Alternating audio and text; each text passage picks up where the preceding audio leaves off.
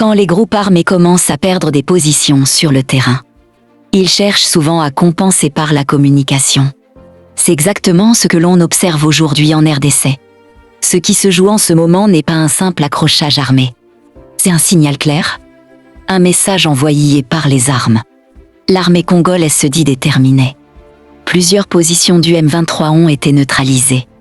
Et cette séquence pourrait bien changer l'équilibre du rapport de force. Depuis plusieurs semaines, la tension ne cesse de monter entre l'armée et le M23. Escarmouches localisées, mouvement des troupes, pression stratégique.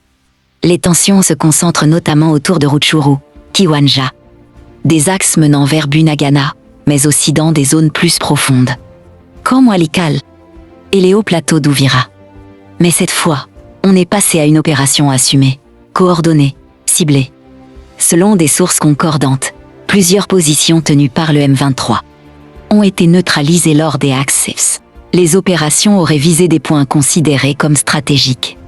Zone de repli, axe de circulation, positions avancées, notamment sur des corridors reliant Rutshuru à Walikale, ainsi que sur certains points élevés, des hauts plateaux d'Uvira.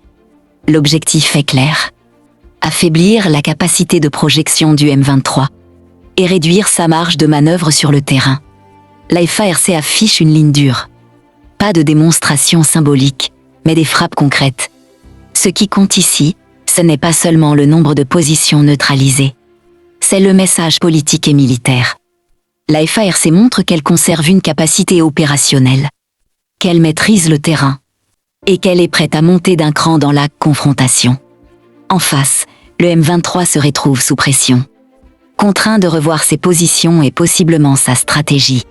C'est dans ce contexte que les communiqués du M23 se multiplient.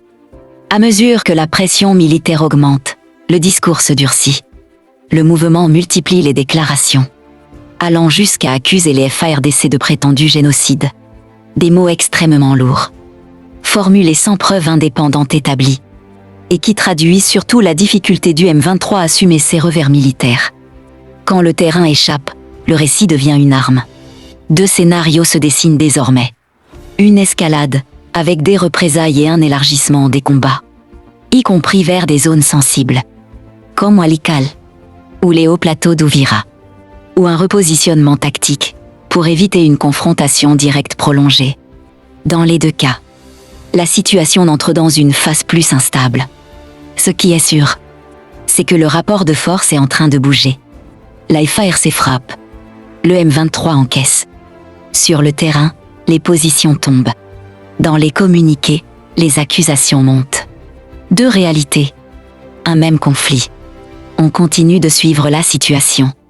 Abonne-toi pour ne rien manquer des prochaines analyses.